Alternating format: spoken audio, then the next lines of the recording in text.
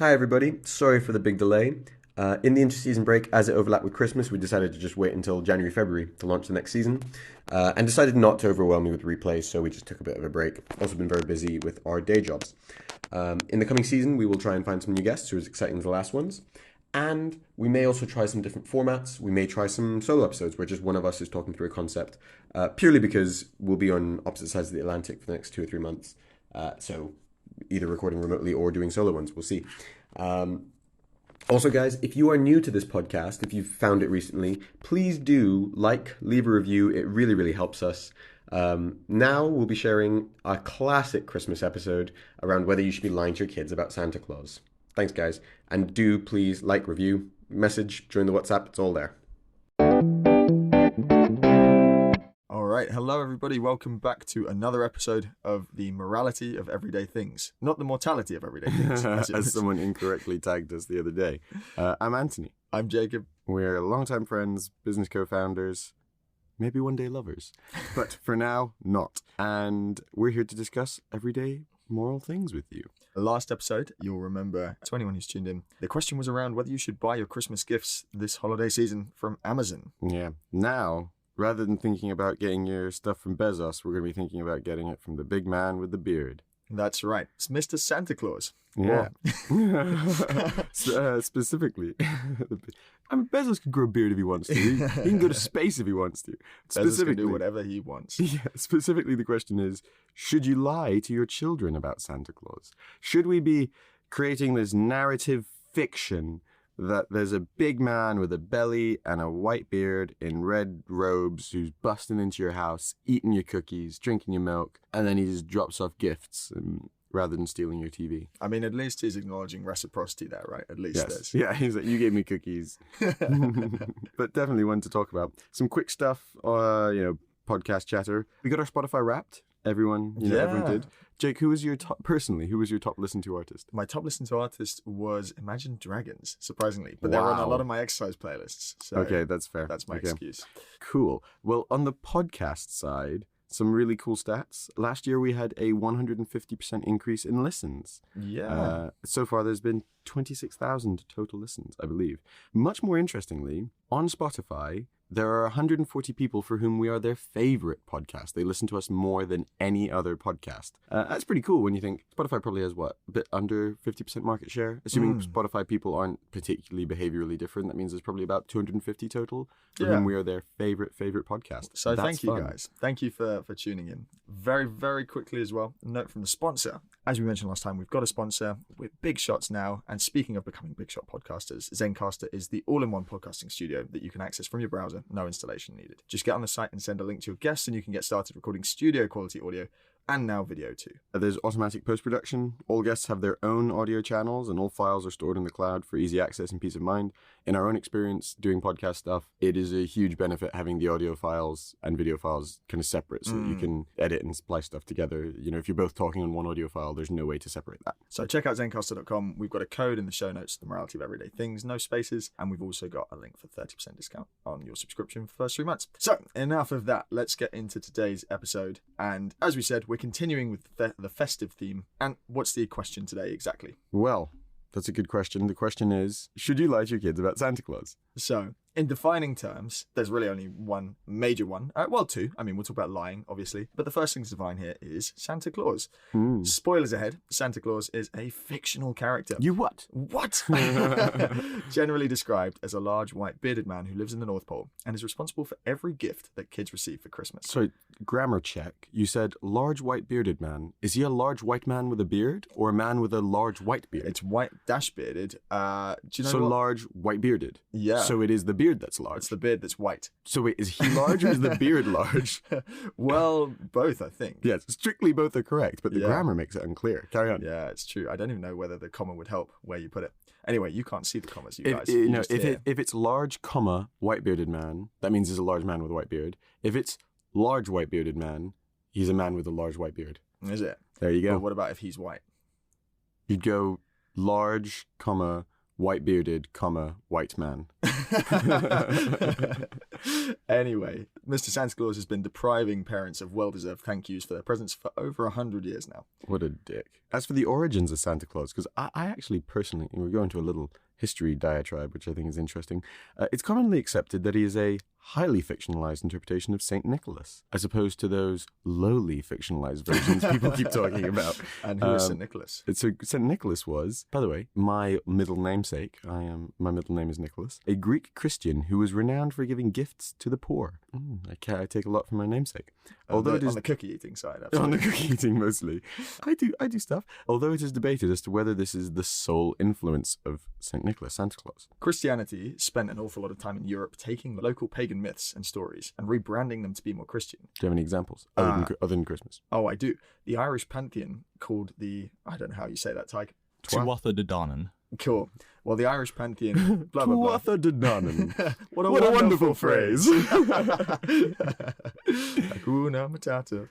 Anyway, they were rebranded as mortal kings who were When blessed I by was God. a young warthog. Another example is Merlin, who everyone's probably familiar with, the wizard. He was rebranded as an attempted antichrist who was baptized and through the will of God retained his powers. So, Wait. Merlin was a real person? Tyke? No. No. No. Okay. It was just a rebranding of another story, right? As in, what Wait. Tyke's saying is Christians used to take local myths, and So Merlin was a pagan myth? Yes. Yes. apparently so. Okay. Anyway, there's lots of examples of this going on, and the point here is that this is probably something that Christian tradition has done again with the story of St. Nicholas. Yeah, and there is an argument that Santa, being based on a Christian figure, is another example of this kind of appropriation of pagan or other cultural icons into, their absorption into Christianity. Mm-hmm. There's suggestion that Santa's real origins may actually be in the form of Odin So Odin is the Germanic god, or Norse. a white-bearded guy. Wait, is he Wait. large, white-bearded? Is he large? Is the beard large? Anyway, also from the north, who knew whether people had been naughty or nice, would leave gifts for people in their boots, and had a habit of entering houses through the chimney, as well as riding beasts of burden through the night sky, one night a year during the middle of winter, which is, there's a lot of overlap. Yeah, but I mean, doesn't everyone do that every now and then? Also interesting, so that just reminded me, I mentioned this before the podcast. You said leaving gifts for people in their boots. We should have done a little more research on this. No, I think that's where stockings come from, right? Wait, hear me out. I think it's interesting how, a lot of people become so fixated on their local Christmas traditions, and particularly we kind of all get an Americanized version through media and stuff. But actually, even across Europe, there's lots of different ways that people actually celebrate Christmas. So if I recall correctly, in Iceland, New Year's Eve, you read and eat chocolate and give each other gifts. So some places you exchange gifts on New Year's Eve. Christmas Eve. Yep. Some places you exchange gifts on Christmas Eve. In some Orthodox countries, they actually celebrate everything on the 6th of January. Which is the 12 days after. It's Three Kings Day. It's because it's like the kings giving Jesus gifts. And so, sorry, the boots thing reminded me, I was born in Holland, and I was saying before this, instead of putting presents under the tree, you would put your shoe out and you'd put a carrot in your shoe for the reindeer, and then the carrot would be swapped for a gift. Good exchange, isn't it? Yeah, so this leaving gifts for people in their boots, that's actually exactly that. But could also be where stockings come from. Well, I imagine that is exactly where the tradition of stockings come from. And it's interesting because in the UK, or at least the way we always did it, was, you'd leave a stocking at the end of your bed, you'd wake up, that would be full of presents, and then you do gifts at some point on Christmas Day itself. But I know, I remember, I can't remember whether they actually spent a Christmas in Germany or just my mum has in the past. And so she always used to say, in Germany, Christmas Eve is when you do gifts. So that was always like an exciting, this year we get. Yeah. Question, actually. If Santa is supposed to be the one doing gifts to people, why do we have gifts under the tree for so much longer? Like, is the suggestion that Santa came early and they're waiting there? Oh, as in, why do we have that as like decoration? Yeah, or is the idea that you put gifts under the tree and then Santa adds gifts Santa on knows Christmas where to Eve? leave them. Yeah, I don't know. It's an interesting thought. It is. It's a sort of, I guess it's a blurring of the sort of the story and just like the practical realities. Anyway, carrying on about Santa. Nowadays, Santa Claus is considered synonymous with Father Christmas. This is actually something we were saying before. I didn't realize there was a distinction, but before the 1880s, they were considered separate beings. Over time, though, these two different characters that shared several traits, in common began to merge, both large white-bearded men. This process is called syncretism. Wow.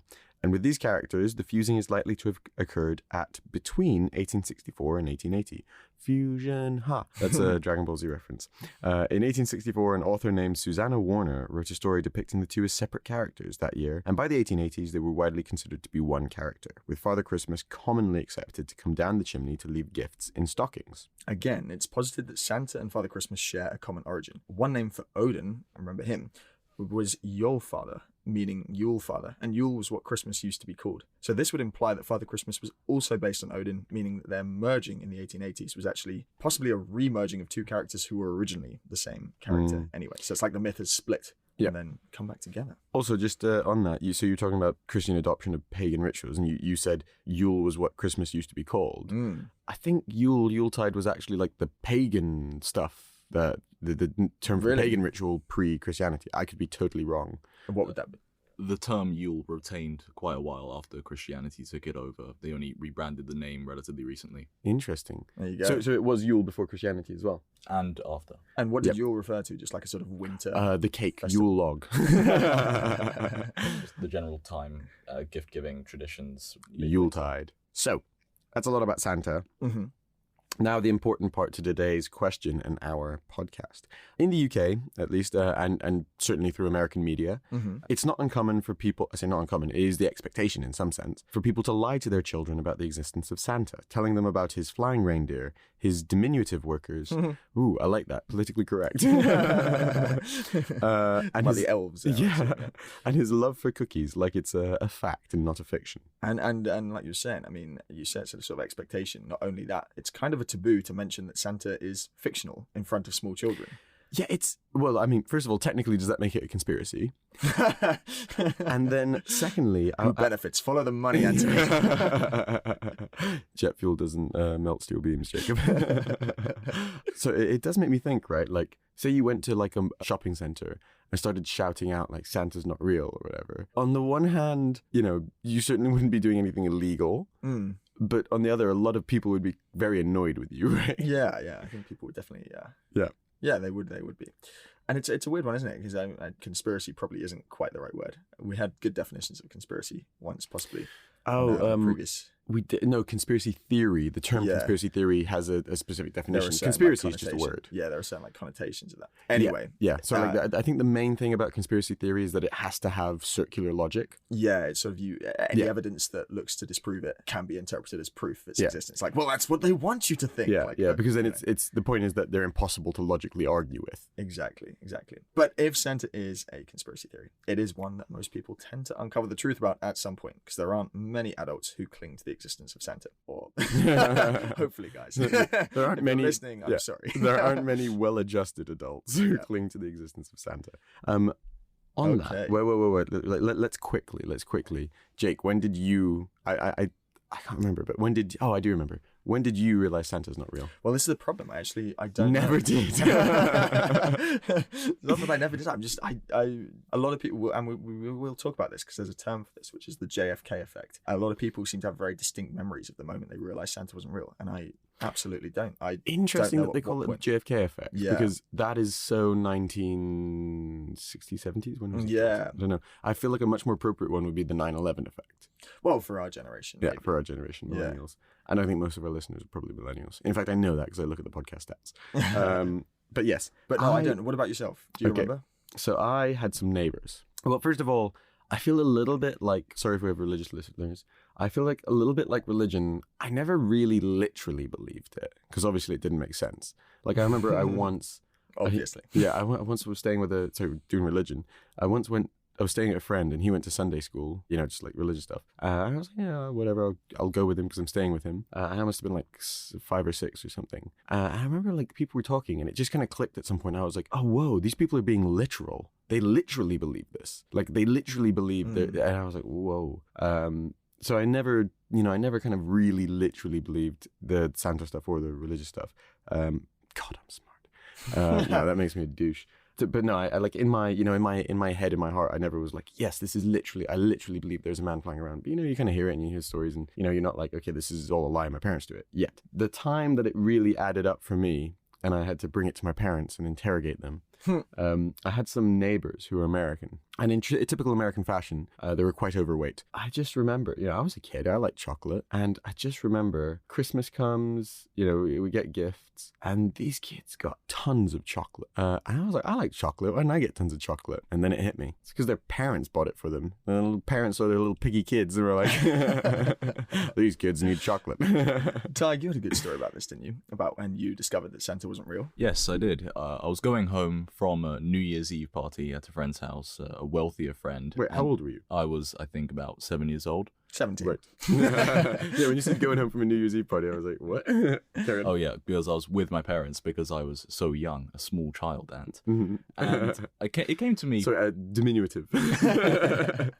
It occurred to me it was kind of strange that the richer friend was getting the better gifts because he had just gotten the brand spanking new Nintendo Wii, which at the time was pretty expensive, and I didn't. I got some DS games. I was like, well, if Santa was an egalitarian, he would spread things out. Who said that's the case though? He's supposed to be fair. He would spread things out a little bit, but then he didn't. And I was on my walk home with my light up trainers, and it came to me in an instant, oh, Santa's not real, it's the parents. Yeah. Wow. Like a light bulb, but on your feet instead of over your head. Okay, so that's lots of good context about Santa. And our personal history. And our histories. The question, though, was, should parents lie about Santa? And I suppose we have to start then by asking, why do parents lie about Santa? Think a little bit about why the did reasons. it start? And the primary reason seems to be that the Santa story is fun. Telling it, getting kids to engage with it is just cute for parents. Part of the fantasy of Christmas time, right? Magic of part Christmas. Of the excitement. And possibly, as a distant second reason, some scientists and philosophers and people have argued that it aids cognitive development in children. Wow. I don't know that that's necessarily what parents are going In my for here. experience, lying to children definitely helps them develop into secure, trusting adults. I think anyone who's sort of seen this title of this podcast and been like, what? Why would you even ask the question? Is basically just someone who you just feel bought into the story. You're like, it's magical, it's fun, it's cute. Yep. Like, and maybe we're cynics, or maybe we're Grinches for talking about it. We'll come to that in a second. Mr. Grinch. But then I think specifically, and we will attack this point, you use the term aids cognitive development. I think a lot of people specifically think it helps develop moral understanding, right? Why? Well, it's a very simple moral tool to say, if you're not nice, you won't get gifts, right? And that's true. It's almost a sort of discipline thing around Christmas, isn't it? Yeah. It's kind of, I'm outing myself as a neo-Marxist, but as Marx says, religion is the opiate of the masses, so Santa is the opiate of children. You don't need to understand why, just do the right thing, okay? Interesting. Anyway, arguably, the Santa story became the Santa lie. Specifically, do you know when? In 1897. You read the notes. I do. I read the article, actually, because it was interesting. Oh, did you? Okay. Yeah. An 8-year-old girl called Virginia O'Hanlon sent a letter to the New York Sun asking if Santa was real, since some of her friends had told her he wasn't. She said that her father had told her that if you see it in the sun, it is so. So, in response to this letter, the Sun printed an editorial saying that Santa was certainly real and that her little friends are wrong. Translation. Your friends are dicks. Scathing. So I did check out the original thing because it's, to this day, it stands as one of the most widely reprinted newspaper editorials in the English language. And it's certainly a precedent for parents to convince their children that Santa exists. It's interesting though because it is super patronizing. Yeah, how is it? The whole thing is just like, your little friends are wrong. They have little minds. Very conspiracy theory vibes. It's done in a sort of cute way, but it definitely comes across as like, Yeah. don't believe them, little girl. It is the 1890s. It is. Not to be confused with the 1990s. I don't think anyone. No, was. I don't think anyone makes that confusing. But I think also, you said it sets precedent for parents to convince their children that Santa exists. A little bit more than that, I think it sets that precedent where it's communally agreed that everyone has to do it, right? In the same way that, like, if a stranger, I had talking about strangers in shopping malls earlier, that's how I spend my weekends. No, if a stranger comes up to you, I don't know, you heard a parent and a child arguing in a shopping center, and they're saying, Santa, the kid's saying Santa's not real, and the parent's saying, of course he is, and the parent turned to you and said, isn't Santa real? The expectation would be that you say yes, right? And similarly, the expectation is that the news either doesn't mention it or says he's real, right? In a playful way for children. So it kind of sets that precedent more than that just parents should do it, that like everyone, as an adult, it is your responsibility to be in on this conspiracy, which actually is kind of a fun thing about it. It's part of being an adult when I remember that transition from child to teenager where you swap sides, Yeah. and it becomes your job to help convince the children. Yeah. What you're saying is it's part of our culture, right? It just becomes a sort of cultural Yes. norm. So now Santa is not just a precedent familially, but within our culture. A norm. Exactly. And yeah, as we said, I mean, the biggest argument in favor of this, just like you were saying, is that it's fun to play along with the idea of a man who uses magic for strictly kind purposes. He's like this benevolent figure. He rides a magic sleigh pulled by exotic reindeer. Not really They're not that exotic in are the they? north. But they are. Fly. They pulled by flying reindeer. That's, I guess, Yes. fairly exotic. It's a flying animal exotic or magical? Well, definitely. Why not Definitely both? magical. Why not both? It's like a unicorn. But yeah, it's a fun story, and that's the way that most people feel about it. I mean, that's a subjective opinion, but it's a common opinion. Another arguable benefit comes from a study conducted by the University of Oregon in 1997, not to be confused with 1897. Again. It finds that children who live lives rich with fantasy in the form of make-believe, fantasy play, imaginary friends, etc., are better at distinguishing appearance from reality, understanding the expectations of others, and comprehending that people can come to different conclusions about something based on what they know. Essentially, their development of theory of mind is hastened. Melinda Wenner Moyer, author of How to Raise Kids Who Aren't Assholes, argues that What a book title. yeah, that's a great name. Argues that Santa counts as a fantasy that aids the mental development of children, and so it's not only a harmless lie, but a beneficial one. Quick interjection there, though, because we were discussing this before. I don't want to get into the semantics, but specifically when we're talking about fantasy, part of fantasy generally is knowing that it's not true, right? So does Santa count as a fantasy? I mean, like, you know, we don't say that children who are, the example we said earlier was, we don't say children who are raised in cults are engaging in fantasy and it's positive for their development, right? They're being lied to. They're part of a conspiracy theory. And I suppose, I mean, maybe yes, just because it sort of rests on the fact that adults know it's not true. Whereas that's the difference with the cult, right? And it's accepted that the children will learn that it's not true. Yeah. And like I said earlier, maybe there's a little bit where, like, except for very, very small children who believe anything you tell them, there, you know, most kids, there should be a little bit where it's like, they probably don't literally believe it. They're like, logistically, how does he get around to all these houses? Exactly. Do you remember when Google Maps did that? What? They made a little Santa model and they were like, this is where Santa is over the earth right now. Isn't there a thing, NORAD or something like that? Where they do that? They do like, anyway. I'm sure there is. But yeah, no, it's an interesting question and a fair one. It's like, yeah, where does it sit in the realm of like, you must believe this versus it's sort of fancy. And I guess the process that kids go through is that. Is that transition, isn't it? When you sit down and play Dungeons and Dragons, that's fantasy, right? But no one there literally believes that they're a troll hunting dwarf paladin, right? It's interesting though, because another example of that is remember when Harry Potter came out and was like super popular, and you actually did have so many kids who were like, "I want my letter from Hogwarts." Like, you know, yeah. But they must have, at some level, you know, realized that that's not. Every time they saw an owl, it was like, oh my god, the evidence is everywhere. But yeah, it's an interesting point, and it's one that not all philosophers do agree on when we're talking about the aiding the mental development thing. So there's a guy called Tom Flynn, and we'll probably reference him again in a bit because he wrote "This Is the Trouble with Christmas," and he argues in his book that What a representations Grinch. in the media teach our children to despise anyone whose feelings towards the holiday deviate from the mainstream, and this includes the lack of belief in Santa Claus. So people like Scrooge in A Christmas Carol, the Grinch in How the Grinch Stole Christmas, and parents potentially who don't partake in the Santa story. He's basically saying, you know, this is it's bad, and then I remember- people who don't play along are just like, yeah. I remember I saw where I get most of my information from. I saw some memes about the Grinch. And the Grinch was just like, it was like, so what you're telling me is this guy got ostracized from the community because he was different, and then he wanted to be alone, and everyone was mean to him. Wow. Anyway, So there's a lot of stuff on Santa, right? talked a lot about Santa, talked a lot about why people lie about Santa. Let's talk about lying more specifically. Not a new theme. We've discussed this before, but a big theme. So let's have a look now at what philosophers have to say about the morality of lying. A little review.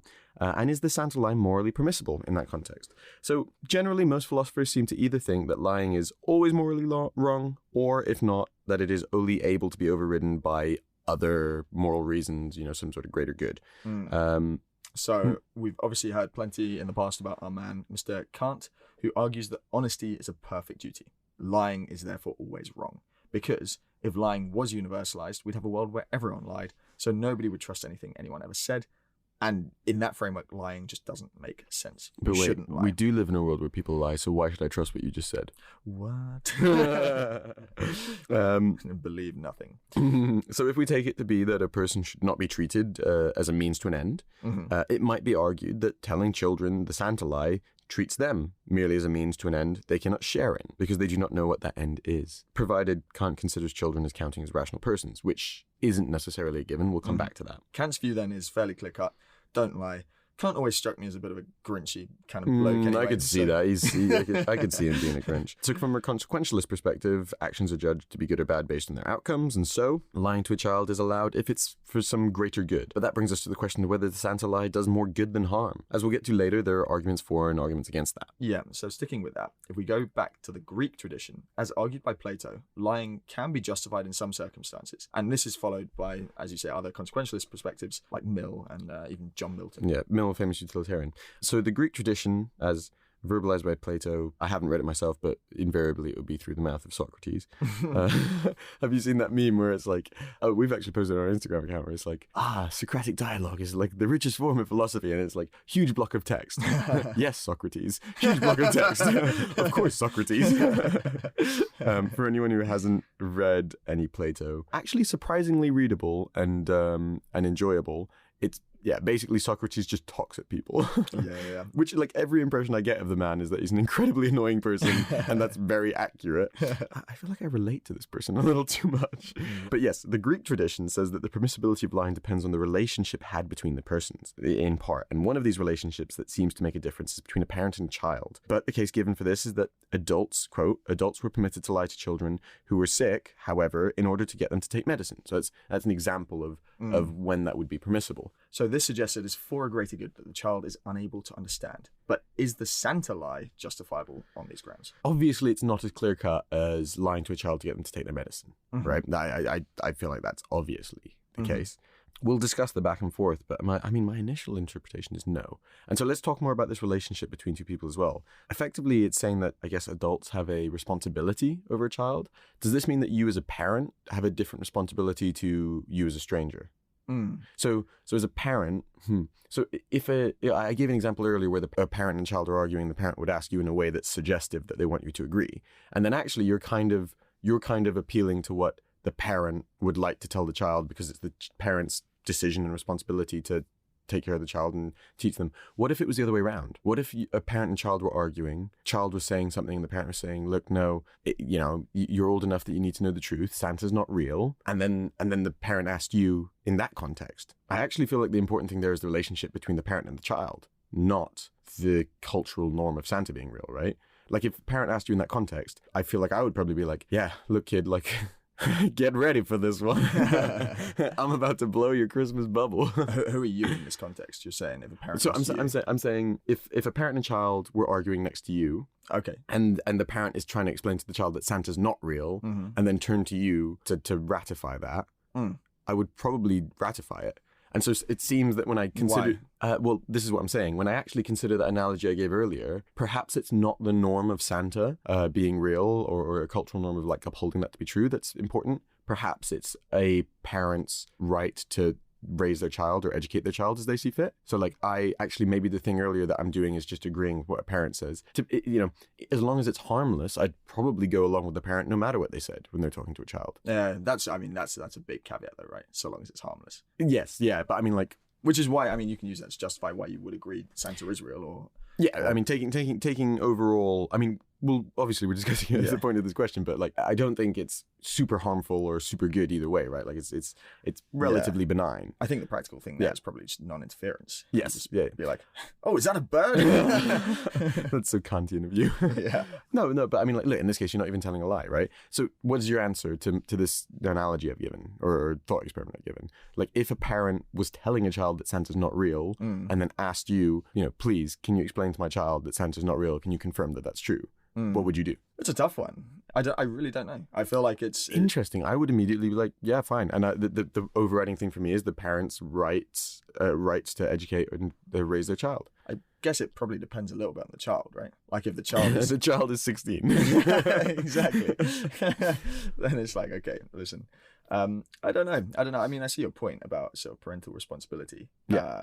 It depends. If it's like a really young child and they're really like upset, are you gonna just sort of weigh in and be like, "Cool, kick them while they're down"? You know, like that's what I'm saying. I feel like context. But I mean, like, you could matters. also, there's a spectrum of possibilities, right? You can kneel down and grab the child on their shoulder and throttle them and say, "Wake up!" No, I mean, you could grab them and be like, "Hey, look, Santa's not real, but that doesn't mean that Christmas isn't a great time where everyone loves each other and, kumbaya, that kind of. Yeah, I don't know if it's your responsibility, to be honest. Yeah. I think my tactic probably would be To avoid. Yeah, I think so. That's fair enough. I think Unless it's like a family member, then it's different. Yeah, it's interesting that discussion of the Greek tradition and the relationship between particularly a parent and a child kind of made me reflect on that thought experiment I gave earlier and realize that maybe it's not the cultural norm of Santa that would make me agree with the parent. Maybe it's my respect for their relationship with their child. But the cultural norm is, I think, what would make a lot of people uncomfortable. The cultural norm is the reason why you would be like, disengage. Yeah, exactly. Eject. Anyway, that's interesting. It connects to something really interesting there, though, because it's one thing to sort of like lie, but I in some ways avoiding isn't necessarily this, but there's a bit of a difference between lying and deception, right? Yes, my ex-girlfriend wouldn't say so. So it's just a joke. I didn't lie or deceive. If you're listening, it's just a joke. So now we'll believe you. Yeah, nothing makes it. Anyway, lying and deception can come apart. You can deceive someone without lying to them. For example, lies by omission. So I mean, in the context of the analogy we just gave, you would be deceiving that child by refusing to answer the question. To be fair, I'm not sure I'd be doing anything. I think I'd be neutral in the scenario. But I think it's one of those things where if the child asks you, then you Yeah, well, in the case of the Santa lie, you probably do have to deceive by lying. But sorry, you use the word neutral. It makes me think we were joking on the WhatsApp chat today. Have you ever seen that like Dungeons and Dragons kind of like your morality thing? So you're either good, neutral, or evil, and you're either like chaotic. What are the other two? Neutral and lawful. Yes, chaotic, neutral, and lawful. So chaotic is like, I don't follow rules. Lawful is like, rules are paramount. Neutral is like, depends. And good and evil is obvious. Where would you put yourself in this 9-box matrix? I don't know. I think that's probably too much of a tangent here. I'd go chaotic, neutral. Anyway, yes, talking about lying and deception come apart. In this case, Santa is more of a lie than deception. There are times when you may use deception, but generally it's an active lie. I mean, at some point, they need to literally be told I guess now there's so much cultural stuff, they could pick it up from somewhere else. But yeah, most children at some point are literally told Santa is real and he flies around, blah, blah, blah. Yeah. I guess the sort of assumption here is deception is a slightly more passive state of affairs. And there are people who take a stance on this, and you call them moral deceptionists. Not to be confused with moral receptionists, as Google Sheets tries to autocorrect it too. So moral deceptionists believe that any untruthful statement made with the intent to deceive is a violation of the person being lied to. So this is based on the idea if you hear someone say something, you have a right to assume that they believe it, and that by lying, that right is being violated. Interesting. Okay, so this view does not include lying by omission or deceptive vagueness. Whew. Confusing. No. I mean, just deceptive vagueness. I can still do it without upsetting moral deceptionists. So by their view, it's very much possible and not a violation to convince a kid of Santa's existence without ever saying anything explicitly untrue. Dad, is Santa real? Don't you see the presents under the tree, child of mine? How else do you suppose they got there, child of mine? Yeah, it's a classic. You've not answered the question. You've not sort of said anything direct, but you've kept up the story, haven't you? By answering questions with another question. Excellent tactic there. Anyway, interestingly, so I don't know if we've mentioned this guy already. Name Grotius. Who's Grotius? Who is Grotius, Tig? I assumed you knew. Hugo Grotius. Anyway, sorry. Hugo de Groot was a Dutch humanist, diplomat, lawyer, theologian, jurist, poet, and playwright. So, philosopher of sorts. Yeah, we've got this philosopher called Grotius who argues that you can only lie to those who have freedom of judgment. And so children, not being rational beings, his words, not mine, are fair game. This perspective seems to openly endorse lying about Santa, since it's a lie that is only really told to children. Yes. And yeah, to be fair, I think generally, again, going back to the parental thing, most people think that benign lies, even just to get your child to shut up, are generally considered fine. Like, no one thinks you're a bad person for that. And also this whole, like, children aren't rational beings yet. I mean, one, objectively probably fair when you think about yourself as like a 6-year-old. And two, it's also enshrined in other parts of our culture and law. So, for example, we set a cutoff of 18 for voting, right? I mean, on the one hand, I don't think anyone's arguing that 6-year-olds should be able to vote, but it's kind of hard to justify why not when you give a bunch of human arguments, unless you create some caveat that explains that children are morally or rationally distinct from adults. I mean, as to whether the line should be at 18 specifically is a more specific argument, but the overall thing, why shouldn't everyone just be able to vote? Like, there are plenty of adults who, have repugnant, stupid views, and we allow them to vote. So why does your level of rationality matter? But maybe not your rationality, but your age, right? That's the point. Yeah. Why does your age matter? Yeah. And it's interesting because that's a good political example. But even in philosophy, children's rights are generally treated differently to adult rights. Yes. Because it's claimed that it's not obvious that they're owed the same kinds of rights as owed to adults, given their status is not secured in the same way. And when we talk about the status as rational persons, it kind of basically follows Locke and his assertion that children aren't capable of being responsible for their actions. And because of this, it seems to rest on that sort of premise of like, how responsible are you? How good are you at assessing the consequences if you take that approach? Again, enshrined in actual law. Yeah. Treatment of under 18s is very different to treatment of over 18s. Punishment, exactly. Yep. It's not necessarily done to deny children of welfare rights. I mean, your children are still entitled to a lot of the same welfare that we grant adults, water, all these sorts of things. Water. Is that why water? So gracious of you. Got a bottle of water here. Just first thing I looked at. Yeah. I love lamp. I love lamp. But it's not to say children should be deserving of lesser welfare. It's just that if they can't be deemed responsible for their actions, they're not necessarily the same level of rationality, and therefore treated differently in a moral framework. It's funny how, like, something you're trying to do to their benefit, i.e., children can't be considered responsible, children are a special case, etc., is also the thing that basically says they're morally distinct and maybe lesser in the same way that, and it's like not animals, in the same way, right? but animal. I was about to say like animals, Not literally to the same level, but like... I always say babies are a bit like pet dogs. But it does pose an interesting question as to whether or not it is actually wrong to lie or deceive to children if they do not have the status of rational persons, and to lie is not really to the detriment of their welfare. However, I don't think this is a terribly positive argument for the Santa lie. Yeah. So I guess that's the interesting thing, isn't it? It's like lying is still sort of generally considered to be morally bad. So whether or not you carve out children as a different category of moral agent, it doesn't necessarily like matter to the sort of beneficence of lying. Cool. So 'tis the season to shine with H&M. Discover the holiday collection and find fashionable pieces for your wardrobe or for under the tree. Get inspired and dazzle with this year's glam, from tuxedo styles, bow detailed pieces, impressive prints, and more. From unforgettable looks to unforgettable gifts, with fashion finds to home decor, find it all at H&M. Treat your loved ones and yourself this season. Shop in-store or at hm.com. Listen to the 48 Hours podcast for shocking murder cases and compelling real-life dramas from one of television's most watched true crime shows. Go behind the scenes of each episode with award-winning CBS News correspondents and producers in Postmortem, a weekly deep dive. Listen to 48 Hours wherever you get your podcasts. reasons against telling the Santa lie, Jacob? Yeah, so I mean, I guess number one, we've looked at lying in general and why that might be wrong. And if you want to take a hardline approach, you could say, you know, lying is bad and therefore I wouldn't lie to my kids about Santa. You shouldn't do it. But there are obviously, you know, that's a bit of a strict view and there's lots more to think about with this issue. So coming back to the question, asking if it's wrong, let's look at some more arguments that we can consider. Yeah, sorry, I note that we don't put much time into discussing why it might be right. We've just taken it that it is that overall argument. It's fun, fun and you know, magic. Kids enjoy it. Blah, that blah, was blah. the kind of yeah. why. Yeah, when some we people, talked about why of course. do it. Okay, some people think it's cognitively beneficial. Maybe there's some moral learning there. Yeah. Okay, so some of the core arguments against telling the Santa lie are that it's, first of all, a dubious discipline tool. So this is, you know, some people might say it helps instill moral understanding by giving it in a clear and understandable way to the children. Actually, it could be a bad way of teaching them. It can break down trust between a child and their parents.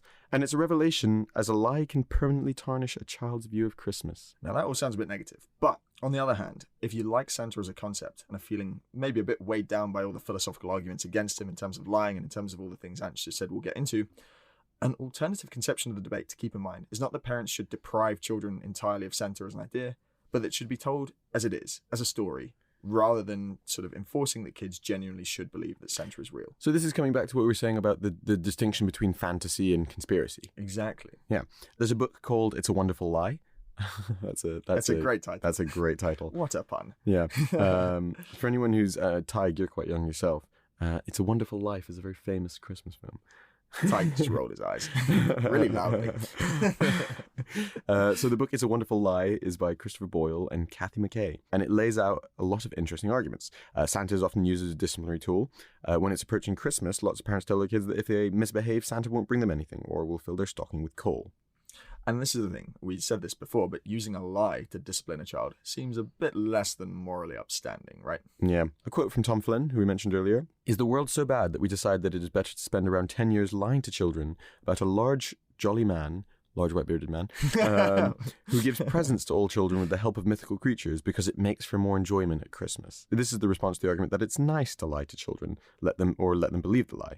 Is it better to let children have 7 to 10 years of believing the magic and then the disappointment that the magic doesn't exist versus just never believing in a magical world in the first place? God, that sounds a little bit like, is it better to have loved than lost than never to have loved at all? Oh, man. Yeah, interesting. Another point of view. Children need to believe their parents in terms of basic survival, i.e. look before you cross the road, be careful when you climb that tree, don't touch that hot iron, etc., etc. I was really hoping one of those was going to be a funny example. Don't put your head in the alligator's mouth. So unless it's at one of those like aquatic parks where they are really well trained. Like a photo option. Yeah. But anyway, yeah, kids are generally predisposed to believe their parents and therefore predisposed to believe things like Santa, even when the evidence suggests that this isn't true. Yeah, so this is basically this is an argument that it damages trust, right? Yep. It's important that the kids be able to trust their parents, but when a child finds out that they've been lied to for years in such a conspiratorial way, conspiratorial? Conspiratorial. I was thinking conspiratorial sounds a bit too like hospitated. Yeah. Sometimes including very convincing theatrics, like having someone dressed as Santa actually turn up. It can damage the trust that they have in their parents. Like, what else have I been lied to about? Although this could be spun as a positive, usually by the time a kid finds out the truth about Santa, they're not small children anymore, and arguably not blindly trusting authority figures is a desirable trait. Maybe it's a reminder. I can see like a super cynical parent being like, this is a reminder to trust no one. It's like that video of the guy who's like, his kid's on a ladder and he's like, this is the trust test. The kid falls backwards and he just turns to the camera and says, trust no one. Very harsh. We mentioned this earlier, but yes. We said we come back to this. The JFK effect. So this is another thing to consider. So the JFK effect, as a reminder, is the question of, the phenomenon that a lot of people seem to remember where they were when JFK died. I suppose it was a big, shocking moment in history. I think for our age group, we said earlier, like 9/11. 9/11 is probably one where people like remember where they were. And it's a question that a surprising number of people can answer with great detail because the event was important, memorable, and revelations such as Santa Claus can have the same effect. Like many people do remember exactly where they were and what they were doing when they found out Santa wasn't real. Not in my case. We told our own stories already. But, I mean, is this an argument that it's a bad thing, or just how damaging it is that like people remember when they find out? I think the argument here is that it is. Yeah, I think that it's a damaging thing, or like it's a. Yeah. So I suppose the point is that it taints the holiday season for people, making Christmas kind of never feel the same, reminding them of the disappointment of that reveal. Welcome to life, kids. Yeah. I guess the main thing that philosophers also argue, or when I say philosophers, these people have been sort of thinking and writing about this. No, they're not philosophers. Sorry. But generally the argument is that there's no need for this because Santa is a fun story and fancy may aid development, but it doesn't mean that the child needs to necessarily believe that it's the truth. You know, most of the stories we tell and enjoy by the campfire between book covers, movies, whatever, they're stories that we know are completely made up. I mean, you said before, when you play Dungeons and Dragons, you don't need to believe all this stuff is real in order to enjoy it. And that doesn't make it less fun necessarily, does it? So, yeah. And the kids in that 97 study who we referenced, the University of Oregon one about fantasy play, etc., who showed advanced development from fantasy play, didn't literally believe the fantasies they were engaging in to be real. If they did, that would be an inhibitor of development, since the ability to tell the truth from pretend is a pretty important ability to develop, right? Or a skill that you need to develop in order to grow as a person.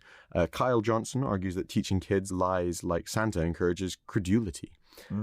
Kids can have just as much fun with Santa stories and stuff without being lied to about its existence. One more point to consider, and I thought this was really interesting, as we only came up with this yesterday. Yeah, but it reminds me that so much of what we've been talking about so far has been a super middle class perspective. Exactly. Yeah, I think a really important thing. Go on. Let's say that kids do believe the Santa myth.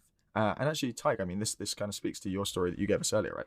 What moral lessons does this teach the spoiled rich kids who receive gifts no matter what they do, or the deserving kids from families facing tough times who may be wrongly led to believe that the reason they don't receive many gifts is some failing on their part. I mean, pointing to Tig's example, it's relevant, but relative to it's relative to the person you're saying who got the Wii and you got the DS. But I mean, like, particularly think about kids in proper modern day developed world or undeveloped. I guess in a lot of the undeveloped or developing world, there's not really a strong Christmas tradition. But think about the pressure it puts on parents who are struggling to put food on the table. Think about the like what it's saying to the children who are in those sort of families where they, I mean, if you believe the Santa myth, the only thing they can take away is that they're bad people, and that's why Santa's not giving them anything. Harmful. Yeah, and even if they're getting gifts, that kind of parallel of like you're seeing in the movies where everyone's getting like a new bike or whatever, and you don't get that. Like that's hard on a child who can't understand the context that like Santa's not real, and we're constrained by what we have access to. Yeah, there's a really sad story. I remember one of the teachers at my school. He went out on Christmas Eve with his family. They came back and their house had been robbed, and all the presents were under the tree just all got taken. Mate, do you not remember that 2 years ago, all of our gifts that we Oh bought for my everyone, God. we bought gifts for everyone in the office, and they got stolen? Yeah, they were all books, and we Jesus. written personal notes in them. That was very sad. Luckily, none of our team believed that that was because they performed badly that week. But yeah, that would suck for the teacher. Tough because he had really young kids. He was like, shit, like what do I what do I tell them? Like, oh yeah, because then you can't even say like Santa turned up, but someone stole the gifts while we were out. Yeah. What I would do? I mean, if I wanted to engage in the Santa lie, I'd write a note from Santa, and I'd say like, I'm very sorry, I left you gifts, but I checked in a couple hours later, and I noted that someone had stolen. And the parents, there'd be probably enough evidence that someone actually did break in. Yeah, I think that's definitely true. On the other hand, funny thought, and this is coming back to what we're saying, if someone is desperate enough to break into your house on Christmas Eve and steal your Christmas gifts, they probably really fucking need them. One perspective. I'm not saying they did the right thing, but there's kind of a part of me. It's like when someone nicked my backpack that had all the gifts that we had for everyone else. It's like, on the one hand, those guys suck and I'm really angry at them. On the other hand, if your life is bad enough that you need to be going around nicking backpacks full of gifts, like really, I'm not really jealous of your circumstance, and like, I'm kind of sorry that life has kind of brought you to that point. It's a upstanding and sort of pitying perspective, isn't it? It's like it's a very patronizing perspective. I'll take that. But okay, I think we've now talked about everything, and it's time to draw our own conclusions. So where do you stand on this? I feel like I didn't come into this with a strong perspective, and I leave it with a weak perspective. I just don't know until I'm in that position with children. So I feel let's say you have like young cousins or one day kids of your own. What I feel like okay. First, my number one thing that I made clear earlier is I will always respect other parents' decisions as to how to raise their children. Right. So if anyone, unless the child is like ridiculously old, like 10, if anyone is engaging in the Santa lie with their children, I will respect that decision always, because my primary overriding respect is to the relationship between parent and child as opposed to the Santa cultural norm. Sure. In my own case, I feel like I'm leaning towards the Santa story thing. I feel like I'm leaning towards the Santa deception versus the Santa lie. I wouldn't actively tell my children, you must believe this, but I feel like I would engage in like telling them the story and not necessarily pointing out that it's not true. Yeah. Yeah? What do you think? Well, I think it's really tricky because I think the sort of Santa story as opposed to the Santa lie, where you're like, you know what? You tell all the Santa stories and you are just like, oh, they're stories at the end of the day. It sounds, that certainly ticks all the boxes in terms of like, if you want to go away feeling like you're moral and you've thought about everything. That seems like the right answer. However, I do feel like faced with a little kid whose eyes are sort of like wide with the magic of like, wow, is Santa coming? It's really, really hard to be like, it's a cute story, isn't it? Listen here, loser, life's tough. Get used to it.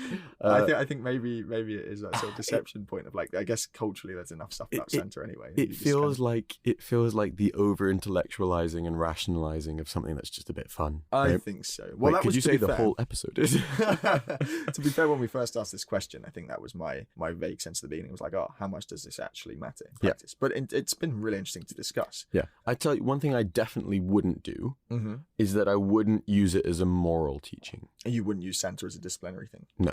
That's an interesting take. Okay, maybe one day when I'm exhausted and I have children, I'll be like, oh, whatever. Yeah. You know what? You're getting coal this year. But I really like I mean, more deeply than that, and it's the same issue that I have with religion as a moral teaching method. I really think that the understanding of morality should be much more intrinsic than extrinsic. And what you really want to instill in people is this feeling that like doing the right thing will make you feel good, and actually raise them in a way that kind of becomes true. I know, as opposed to functioning part of society. Yeah, it's yeah. all about cooperation. This is the religious argument. Where it's like, if there was no punishments or whatever, people would be out raping each other. And Yeah, it's like the heaven and hell thing, right? Yeah, it's like without heaven and hell, killing each other, right? And it's like no, like atheists don't go and murder and rape people because they don't want to, because there's an intrinsic moral like drive, and I really hope that the only thing stopping you is not some fear of punishment, right? I hope that that's just something you don't want to do to other people. Exactly. Well, it's what makes me such a big fan of the morality as cooperation perspective, because it Yes. takes away that sort of extrinsic religious motivation for behaving a certain way and just says, you know what, morality is a system we evolved to cooperate better amongst each other, and it makes us feel good to be good to each other. And Yeah, it's so funny to be, what was the term? Descriptive rather than prescriptive. Prescriptive, yeah. Yeah. And to be, again, I often say this about mental health, to look at something and describe it more as a collection of behaviors as opposed to a specific objective thing in itself. Right. To understand that like morality is more like a rough description of the way that people roughly behave in certain contexts for some reason. Yeah, but it's interesting because you have pointed to a couple of problematic elements of it. And I think using Santa as a disciplinary tool definitely, as you say, sort of speaks to the extrinsic rather than intrinsic thing. And that's probably a problem that you want to separate. And then there's the sort of wealth effect, the wealth differential of, Yes. families. That's, for me, that's the biggest thing. Like, Yeah. And I think if you're saying Santa rewards good kids with lots of presents, it's tough on kids in differing economic circumstances, or in Absolutely. even good economic circumstances, because then you're sort of perpetuating this sort of moral sense of behavior for the wrong reasons. I also think there's a weird culture. So my family, for example, isn't big on Christmas gift giving, right? And this is for a mixture of consumerist and personal perspectives. I mean, basically, especially now, the point I'm in my life, like if there are things that I want or need, I just kind of buy them For myself. Like I'm an adult, I have a job, like, and it used to be that Christmas was and birthdays and stuff were nice excuses to get people things that really they needed, like a laptop or a phone or whatever, right? Maybe you get a particularly nice one because of those occasions, and at some point it just for us particularly, like we live across the planet from each other, it's kind of like the only thing we really care about is spending the time together. Like, why? I guess it's nice to have something to open, so buy a little something, but like really, like, I do not care about having some naff thing to open. The point is that I spend a week or two with my family. We had a really interesting discussion about this like about a month ago. It was probably a good time to bring this in, just about gifts in general. Do you remember? And we were talking about like expensive gifts versus like sort of well thought through gifts. So this is a great example. We did Secret Santa in the office. I decided, what? This year, everyone has to make a gift for someone, right? And at first, everyone was like, that's really annoying. That's a lot of effort. But I'm going to put it out there. I think it's been the best Secret Santa that we ever did. Yeah. Because instead of getting some naff £15 thing where, like, at best it's a joke and at worst it's a total waste of money, like, everyone got something where even if it was kind of pointless, someone had to make the effort of making it. Yeah. So a lot of people, Luke, developer of ours, who does listen to the show, hey Luke, he baked someone gingerbread. And Luke can't bake. And Luke can't bake at all. He accidentally grilled the gingerbread. Tig received some cupcakes with little Attack on Titan pictures on top. Oh yeah, he loves that. All of these things were like, and I received, like, we used to have a little, this is going to sound random, we had a little solar pug and someone made a little paper cardboard version. Like, all of these were great gifts that people care about and remember much more. Yeah, and I think that's a really interesting thing, because I think it can easily in our culture. And when we were talking about this, we were talking about buying someone a gift who'd taken us to an event, and we're like, God, the event was like, the event was worth a certain amount of money, and so it sort of felt like proportionally we needed to spend, maybe not equivalent, but like, you want to spend something in return, and there's a sort of reciprocity there, and I think that's a valid way to feel. However, what was really interesting was when we got the gifts, we got an expensive bottle of alcohol and then a really cheap but quite sentimental little like cute cricket bat that we like signed, so a right? friend of ours took us to the cricket. The cricket, didn't he? So yeah, we got expensive alcohol and a little play cricket bat to play in the corridor at work. And it was so funny because we gave him the gifts, and he opened the bottle of gin or whatever and was like, cool. And he opened the cricket bat and his eyes lit up and he was like, no! Yeah, there's like, it was the child in him. Like, it kind of comes back to that whole, like, a thoughtful gift. So buying something cheap but thoughtful, that's what matters, right? Whereas instead we end up in this weird thing where, like, we buy kids gifts they don't need, or want that much. And each other and yeah, friends and stuff. Right? and it's okay, maybe they really want that console or whatever, but it's not like, I don't know, you reach a certain point, a certain age and maturity where it's like what you want to feel is acknowledged and loved. Like, I don't need things. Yeah. And I think a lot of people certainly feel there's that unpleasant element of consumerism around Christmas. There's so much marketing, and there's an uncomfortable element to it, just because a lot of the branding and advertising does play on like the magic of Christmas. Give the magic of Christmas. And, basically, and love you're a shitty parent if you don't buy them the new PS5. Yeah, and I that's actually, I think definitely that's a way that people don't really want to feel. I think a lot of people increasingly, maybe not increasingly, maybe it's always been the case, but there's a lot of people who sort of reject that consumerist aspect to Christmas or find it uncomfortable, right? Yeah. Note for future, as a parent, I'll make some weird rules, organized fun. Like, we each have to make a gift for each other. Yeah. But yes. But great. no, I think that's So a nice note to sort of wrap up on, I guess. Yeah. There. So we, a little detour, but overall, I think we roughly said where we're at. It feels like we both are into the deception, but not the lie. I think it's tricky. I think, it's one of those things you'd like to take the position of just tell it as a story. I think in practice, when you've got a little kid who's just there, like, wanting to believe. So you're more on the lie side than I am. I don't know. I think in practice, I'm like, you want to sort of believe it's a story. You also, we didn't talk about this, but you also don't want your kid to get bullied for. Yeah. The difficult thing then is conformity as well. You know what? I'm going to be honest, and this is such a lazy and terrible answer. I feel like this is one of those things where I would just kind of defer to what my partner wanted. Like, I don't feel that strongly on it. Like, I'm not like a douche, like hyper intellectual person who's like, why would I lie to my child about this? My child is far too smart for this. I just don't feel strongly on it. Yeah, I think that's a fair enough note to end on. Cool.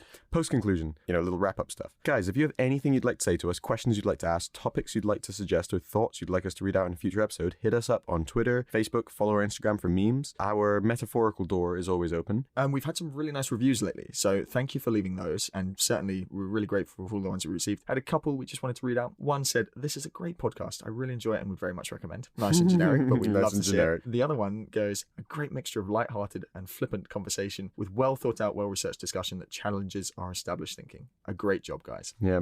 That's exactly what we go for. Yes, guys, we read and we'll reply to every single message. In future, we'll be reading out messages that we receive. So if you send a message, we will follow that up. Thank yous to Martha Caddick for the notes, Kane for editing, Shoreditch's Dream Factory for providing the studio. I mean, that makes it sound like they donate it to us. We're members. To all the listeners for getting through to the end here and maybe leaving a nice review, and also to Tig, who's sitting here with us. He's waving. I'm not waving this time. He's learning. He's learned a bit that you can't see him. Thank you very much. Thanks, guys. Cheers.